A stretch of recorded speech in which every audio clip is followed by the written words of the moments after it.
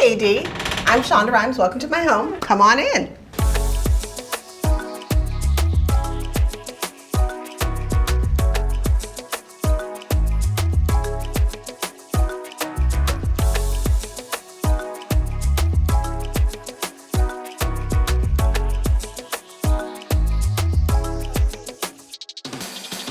This entryway is one of my favorite rooms in the house, amazingly enough, just for you being an entryway. One for the light fixtures, which are, there's these great little wall fixtures, but also the ceiling fixture, which this is just like my favorite work of art unto itself. It is so amazing. You could look at it all day long. So beautiful. I don't know where Michael Smith found this piece, but when he did, I literally, I'm not joking, I wept because I thought it was so amazing. And then I filled the space with my favorite paintings by Huey Lee Smith, who by now you all think I'm probably Huey Lee Smith's stalker, and I am, and I don't care because his work is so incredible. You want to feel welcomed and like you're coming into a home when you come into a space, and so I wanted my favorite things about me when I walked in.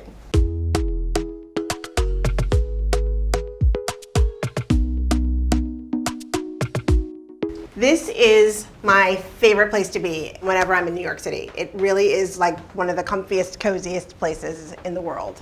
It's not a huge apartment. It is big for New York standards, but it's not like a big sprawled out place, so it's pretty cozy. There's only a few rooms, and so the rooms have to do double duty. So this room is my living room, my entertaining space, and it's also my office.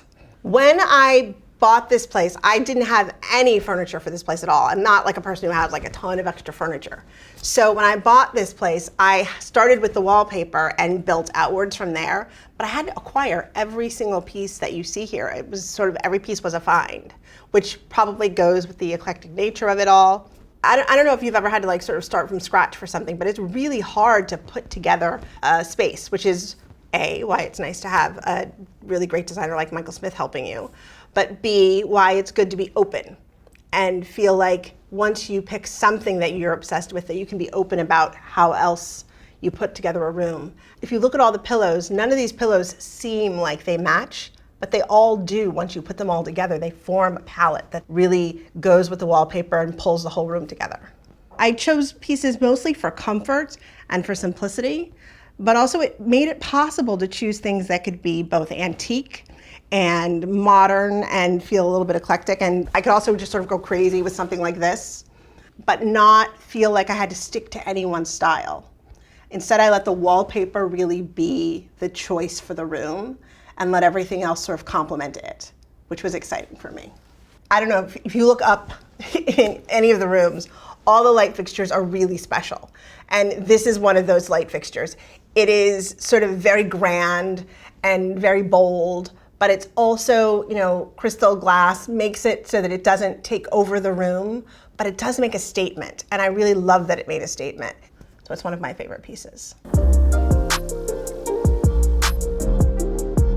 My favorite place to sit, honestly, is in that little chair by the orange tree. I sit there with my laptop and I write, and I can sit there for hours and hours and hours a day. The sunlight pours in that window, and I sit there and I get a ton of writing done just sitting in that chair. It's odd because, usually I'm very specific about the comfiness of the chair and where the chair has to be. There's something about that spot at that desk in that chair. I can write there for hours a day. It's very comfortable. And I spend a lot of time sitting right here because the sunlight is beautiful and doing a lot of thinking. This is one of my favorite paintings.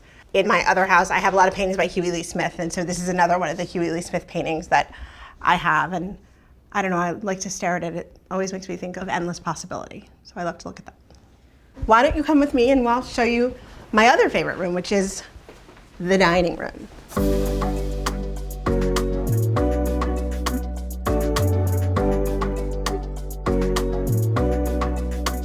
So the dining room also does double duty. It is obviously a dining room. There's a big banquette that sits in the corner. Cabinet full of books over there. Two of my favorite paintings by Walter Williams are in here. You can also turn this into a guest room. So even though it's a dining room, it also does triple duty as like a library, a guest room, a place to sit and read and write. What's great about this space is it also, if you shut all of the doors to this room, this area right here, which looks like a television set, pulls down, and it is a bed, which is actually a great idea because there's a full bathroom right around the corner, and you can bring a guest here, and a guest can stay here and feel completely cozy and comfortable and like they have a private space. So it's another way of like using a room for more than one function. And once again, wallpaper. I really went a little crazy with wallpaper in this room and had to really trust Michael Smith, my designer, when he said, like, let's go with this like super interesting wallpaper. I didn't know immediately that I was gonna love it, but the minute it went up on the wall, I was obsessed with it. The texture of it, the way it comes together, it's so beautiful, and it makes this room feel so specific and so different, and like you're stepping into a whole other world. Here's another light fixture that's completely different from the one that was in the other room, but it fits this room perfectly. And I think there's elements of each room that feel like they sort of needed to be here. You know, the banquette needed to be here in order to make this room fit all the functions that we wanted it to have. We needed to be able to get a big dining room table in here, but we also needed to be able to get a bed in here. The coziness of this sort of created the need for the kind of wallpaper that we put on the wall and the color palette that we chose to make something that felt sort of inviting and warm and dark.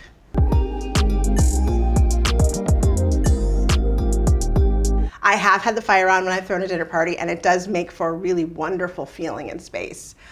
This room really does work well for a dinner party. I mean, I've had people come and sit for hours. Bottles and bottles of wine are gone through. And there's something about the way this room feels that makes people feel like it's just an open invitation. And I love that because I'm not a person who, I'm sort of famous for having like a little bit of social anxiety. And for some reason, this room sort of takes it all away for me and for anybody who comes here. They come and they want to sit and they want to be here. And it makes it so much fun. Now, why don't you come and see my kitchen?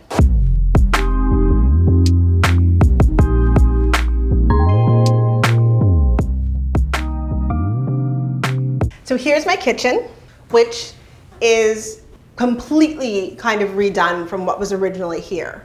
This space used to be both, I think, a kitchen and then like also a maid's room, and then there was also like a little laundry room off to the side, and we closed it in and made it more of a real space for cooking and being. And then my favorite thing that we did to give it more space was we created these cabinets that are glass on both sides to go in front of the windows, which I'd never done before, and I was a little bit nervous about, and it turns out to be such a great idea because it gives you extra storage, but it also lets all the light flow in. Also, once again, it's about wallpaper. So in here, this is sort of this really funky floral wallpaper that I thought was really great, and I think when used in moderation, looks amazing in this room, and really grabs the light and grabs the ceiling, which is also this great buttery yellow. Oddly enough, I have noticed every time I have a kitchen, I have it in this color palette. I think it's something about it makes me feel comfortable in terms of cooking and eating. And I was at my mom's house the other day and I realized that my mom's kitchen is this color, so maybe it's about my childhood. There's something about my childhood in this color that makes me feel comfortable and like I'm at home or something. It just brings me back to like being in my mom's kitchen and watching her cook. Having a big island in this kitchen was one of the things that felt important. I mean, it's not a big kitchen. So you want to find a way to make this kitchen feel inviting, and you want to find a way to make this kitchen feel like the counter space is substantial enough that a lot of people can be in here. And what's happened is sometimes if I'm having a dinner party or if I'm having people over, I can make this a buffet, and people will come in and get all their food off of this counter and then take it out into the dining room and sit down to eat. Or like my kids and I will sit around this counter and we'll eat breakfast or something like that, which is also really nice. But it does give you the space you need to spread out and like get the cooking done or to get the serving done that you want to have done. The light fixtures in here are these mirrored fixtures that do push light downwards, because if you notice, this is not the most sun-filled space in the space. This might be the darkest room in the whole apartment. But it is a way of bringing light in, just like having the glass front cabinets. You bring the light in and you push the light down, and it does fill the place with a sense of light, and it makes it feel pretty good in here. I love to drink coffee in here in the morning. I do a lot of cooking in this kitchen, surprisingly. I'm a big fan of Italian cooking. So, I mean, and maybe I'm a little basic, but I'm a very big fan of, like pastas and lasagnas and risottos and things like that. And so I try really hard to make them, and I'm still perfecting my recipes. I wouldn't say I'm the world's greatest cook, but I am getting pretty good.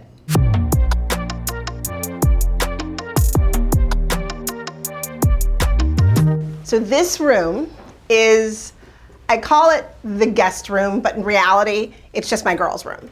They love it. They take turns like deciding who gets to have this big bed. The masks on the wall make them feel like they're sort of in their own like little like play space, even though it's still a little bit formal. My daughter always takes her blanket and turns this bed into sort of her own little tent, my youngest daughter. My oldest daughter loves it because it feels very grown up for her. So it sort of fits everybody when they're in here, which I love. And so it doesn't have to feel like anybody's particular, like this one's mine room. Once again, it has this very beautiful artistic light fixture, the whimsy of the blue. I think it's really beautiful. You know, the blue in here feels very warm and inviting, but also can be sophisticated, which I thought was really nice. And once again, we chose wallpaper because the wallpaper was, you know, very sort of soothing and brings you in. I didn't want it to feel too kid-like. You know, my girls are growing up fast. So, you know, I have a child who goes from, you know, last year she was very into fairies, and this year, like, she would rather die than talk about fairies. So I wanted the room to grow with them as they grow and feel like a space that they can become more sophisticated in. And also, you know, I have a daughter who's in college across town, and I wanted her to be able to come here and feel like she had a place to like hunker down if she ever wanted to have a place to hunker down. So it does double duty that way.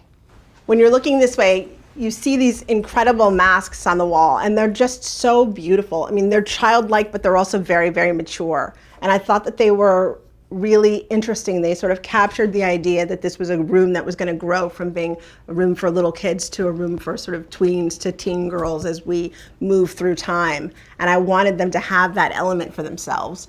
And I love them. I think that they're sort of fanciful and but also very sophisticated, a sophisticated version of what like animal masks for kids would be. The earth tones on the wall like take the blues and take the whimsy out of it all, which I think is really lovely. And it also grabs the colors in the chair, to grab the colors in the wall, to grab the colors here. It sort of pulls everything all together, which is really nice. At the moment, this is curated, but they do have their own personal elements that they've stuck in the drawers, and the closet is filled with their clothes. And you know, they have their city things. Which I love, because I'm dying to have, you know, kids who want to live in the city and be cosmopolitan city kids, and yet I have country children at the moment, so we're working on it.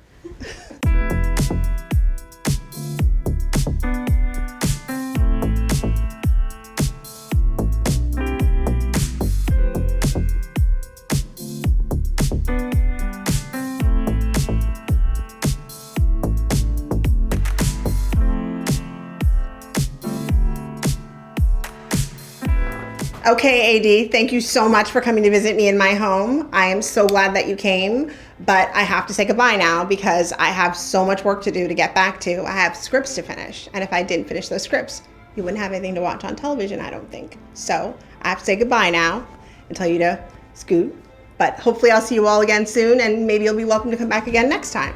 So take care.